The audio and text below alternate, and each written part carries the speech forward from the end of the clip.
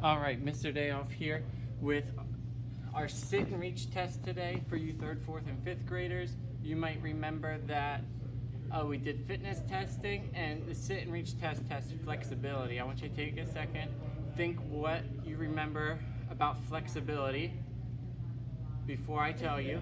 It's 10 seconds, think about what you think it is.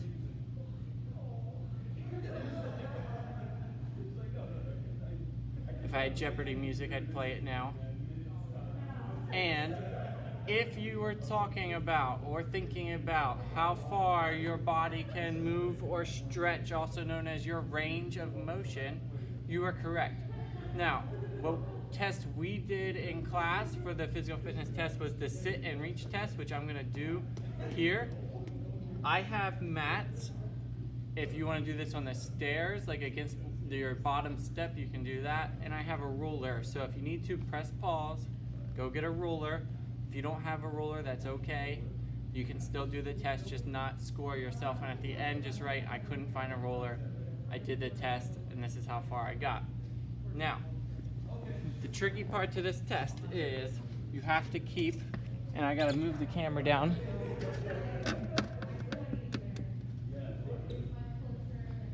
You have to keep your knees straight, or your legs straight when you do it.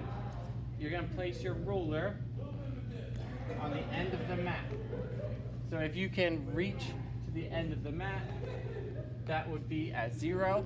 If you can reach past it, you can measure how far you reach past.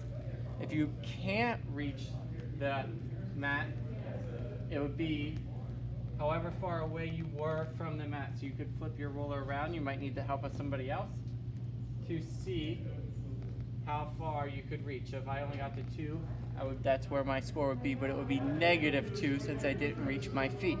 Now, if you were in 3rd, 4th grade last year, you might think your score is not as good because the score is a little bit easier how we did it here. When you test again at school, your scores will go back to what they are, but were before. This is just an easier way to teach you. So again, you can put your roller down, starting at 0, and let's see how far I can reach. I got to 5, so see if you can beat 5. Again, if you're not as far as your toes, don't worry.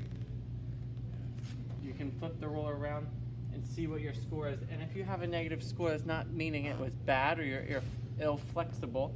It's just a different way to score, so we know.